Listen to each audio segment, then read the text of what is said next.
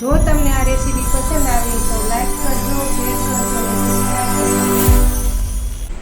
નમસ્તે મિત્રો, તો આજે આપણે બનાવીશું શિવરાત્રી માટેનો સ્પેશિયલ સિંગ પાક, તેની રેસીપી શેર કરશું। તો ચાલો રેસીપી શરૂ કરીએ। અને હા, શરૂઆત કરતા પહેલા તમે જો મારી ચેનલમાં નવા હોય તો મારી ચેનલને લાઈક, શેર અને સબસ્ક્રાઇબ કરી દેજો, જેથી કરીને આવનારી દરેક નવી રેસીપીઓ તમે સૌથી પહેલા જોઈ શકો। તો ચાલો રેસીપી શરૂ કરીએ। જુઓ મિત્રો, આપણે સિંગ પાક બનાવવાનો છે, તો તેના માટે મેં અહીં 1 કિલો માંડવીના દાણા લીધેલા છે। આ રીતના મોટા દાણા યુઝ કરવાના। અને 1 વાટકી દેશી ઘી લીધેલું છે, ઘીથી સિંગ પાક એકદમ સોફ્ટ બને છે। 1 વાટકી ટોપરાનું ખમણ લીધેલું છે, જે ઝીણું ખમણ આવે તે લીધેલું છે। અને આપણે 300 ગ્રામ ખાંડ લીધેલી છે। ખાંડની જગ્યાએ તમારે સાકરનો ઉપયોગ કરવો હોય તો પણ તમે કરી શકો। સૌ પ્રથમ તો પહેલા આપણે આ દાણાને શેકી લેશું। તેના માટે ગેસ ચાલુ કરશું।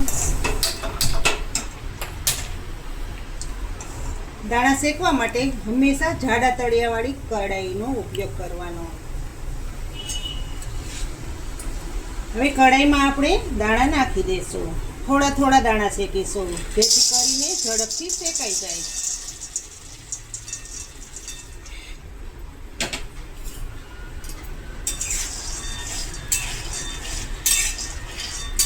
ખરાબ દાણો હોય તે આપણે બહાર કાઢી લેવાનો।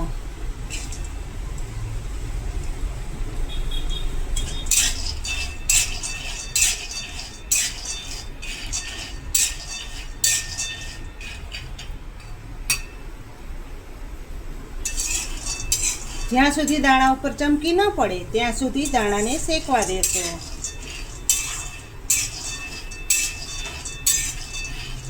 જુઓ મિત્રો, આપણા સિંગદાણા આ એકલા શેકાઈ ગયા છે। આ રીતે ઉપરથી ચમકી પડી જવી જોઈએ। તો હવે આ દાણાને નીચે ઉતારી લેશો ને બાકી રહેલા દાણાને પણ શેકી લેશો।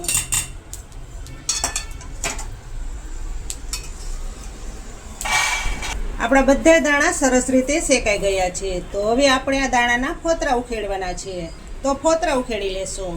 જુઓ મિત્રો, માંડવીના દાણાના ફોતરા ઉખેડાઈ ગયા છે, એકદમ સરસ દાણા થઈ જાય। ને જે કાળો દાણો હોય તે આપણે કાઢી લેવાનો છે। હવે આ દાણાને આપણે મિક્સર જારમાં પીસી લેશું, અધકચરા। આપણે થોડા થોડા દાણા મિક્સર જારમાં પીસી લેશું। કરકરો પાવડર તૈયાર કરવાનો છે।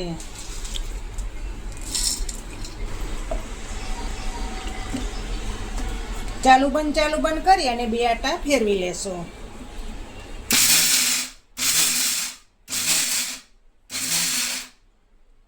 હવે જોઈ લેશો।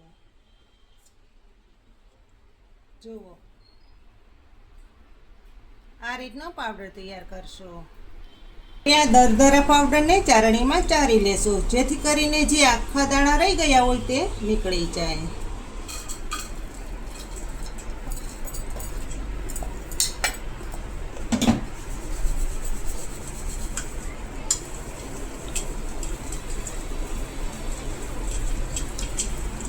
આ રીતનું પીસી અને ચારી લેવાનું। જો મિક્સર જારમાં વધારે પીસીએ તો તેલ નીકળી જાય, એટલે દરદરું જ પીસવાનો।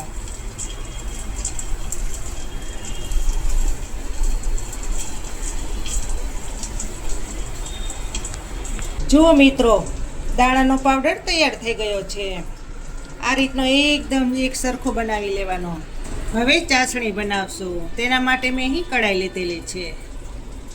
ગેસ ચાલુ કરશું। આપણે કઢાઈમાં 500 ગ્રામ ખાંડ નાખીશું। 1 કિલો આપણા દાણા હતા એટલે એની સામે 500 ગ્રામ ખાંડ લેવાની। જો તમારા ઘરમાં વધારે ગળ્યું ખાતા હોય તો તમે વધારે નાખી શકો છો। હવે ખાંડ બુડે તેટલું પાણી નાખીશું।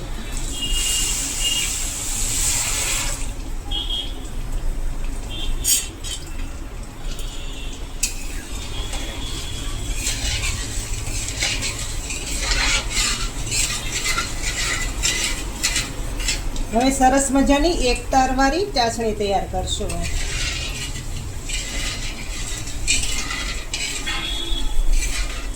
અને હા મિત્રો, તમને મારા વિડીયો સારા લાગતા હોય ને તમે મારી ચેનલમાં નવા હોય તો મારી ચેનલને લાઈક, શેર અને સબસ્ક્રાઈબ કરવાનું બિલકુલ ના ભૂલતા. જુઓ આપણી ખાંડ ઓગળવા લાગી છે.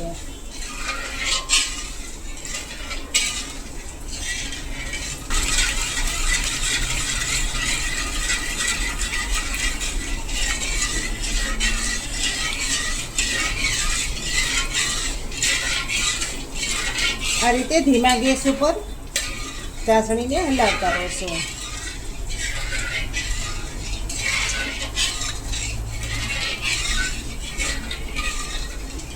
લગભગ તો શિવરાત્રિના દિવસે બધાની ઘરે લગભગ માંડવી પાક તો બનતો જ હોય છે, પણ તમે જો આ રીતથી બનાવશો એટલે બધાને ખાવાની મજા આવશે. એકદમ અંદરથી સોફ્ટ અને સ્વાદથી તો ભરપૂર. જુઓ મિત્રો, આપણી ચાસણી થવા જ આવી છે. હવે થોડીક વાર રહેવા દેશો એટલે આપણી ચાસણી તૈયાર થઈ જશે. ચાસણીમાં એક તાર થવો જોઈએ. હજુ થોડીક વાર રહેવા દેશું.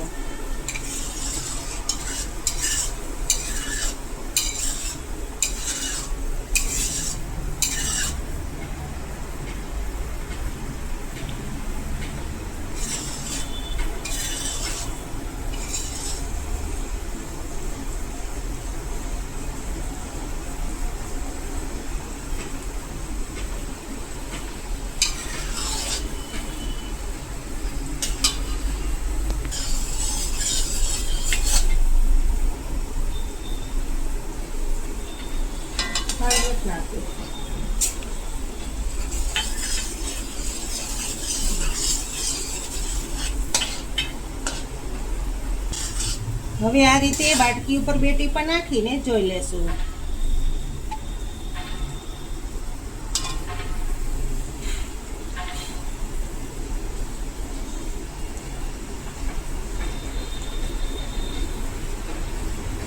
હજુ 2 મિનિટ થવા દેશું.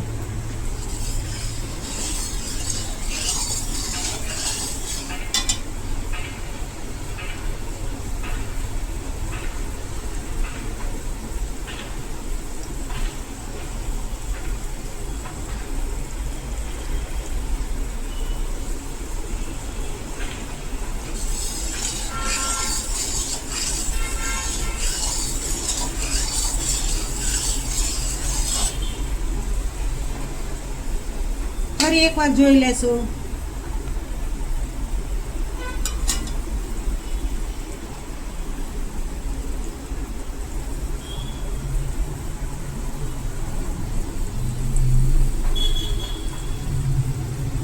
હજી બરાબર તાર નથી બનતો.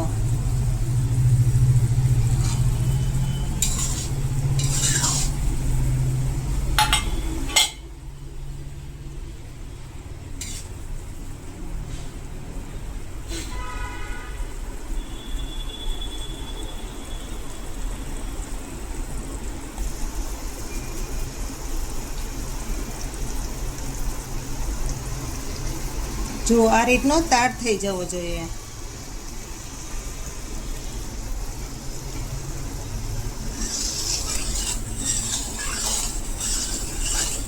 હવે આ માંડવીના ભૂકાને ચાસણીમાં નાખી દેશું.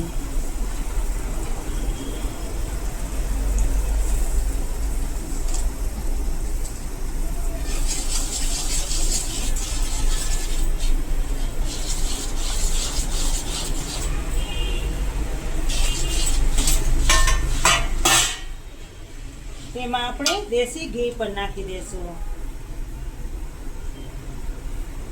જેથી કરીને માંડવી પાક એકદમ સોફ્ટ બને.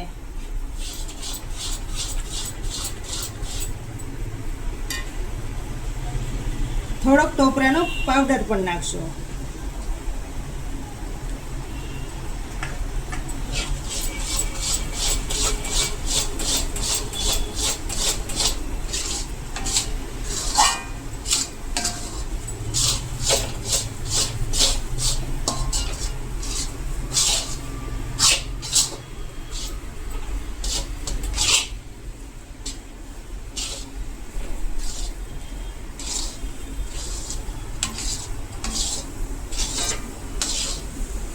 હવે ગેસ બંધ કરી દેશું અને આપણે એક થાળીમાં ઘી લગાવી દેશું.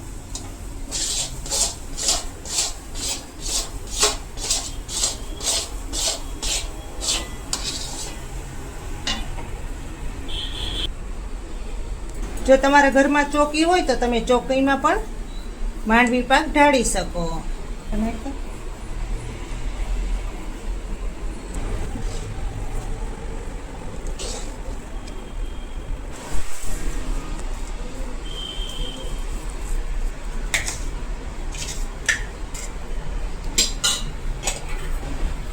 આ રીતે વાટકી ઉપર ઘી લગાવી અને આ રીતે દબાવી દેવાનું.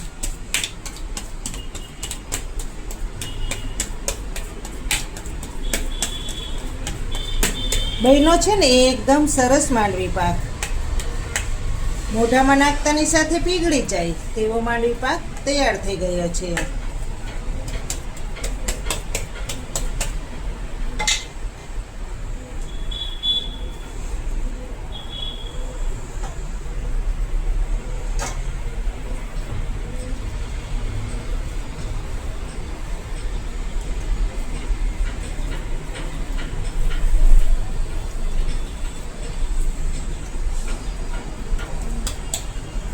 હવે આને ઠંડુ કરવા મૂકીશું.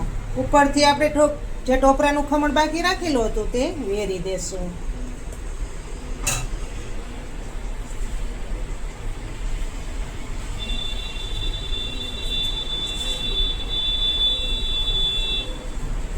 ટોપરાનું ખમણ નાખીએ એટલે બાળકો વધારે ખાવાનું પસંદ કરે.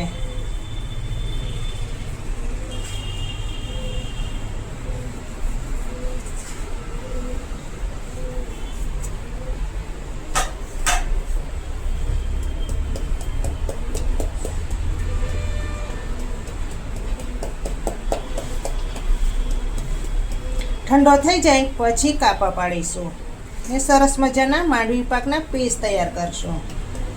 જુઓ મિત્રો, આપણો માંડવી પાક ઠંડો થઈ ગયો છે, તો હવે કાપા પાડી લેશું.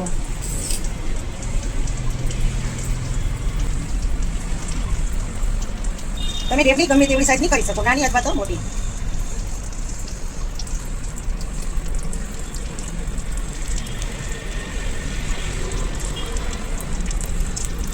તો મિત્રો, માંડવી પાકની ઢેફલી હાઈ ક્લાસ કટ થઈ ગઈ છે, તો હવે સર્વ કરી લેશું.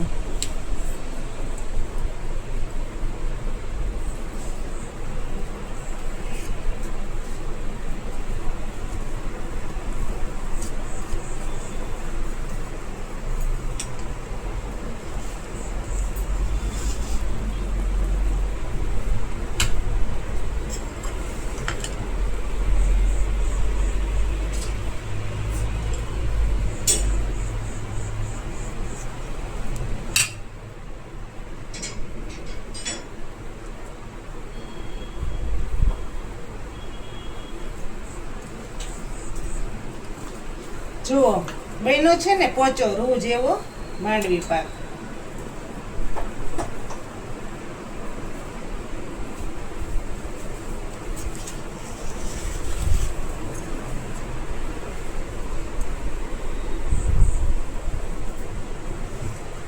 તો તૈયાર થઈ ગઈ છે શિવરાત્રીનો સ્પેશિયલ માંડવી પાક. તમને કેવી લાગી આ માંડવી પાકની રેસીપી તે મને કમેન્ટ બોક્સમાં ચોક્કસથી જણાવજો ને તમે પણ આ રીતથી બનાવવાની કોશિશ કરજો. તો ફરી મળીશું એક નવી રેસીપી સાથે. ત્યાં સુધી જય શ્રી કૃષ્ણ, જય માતાજી.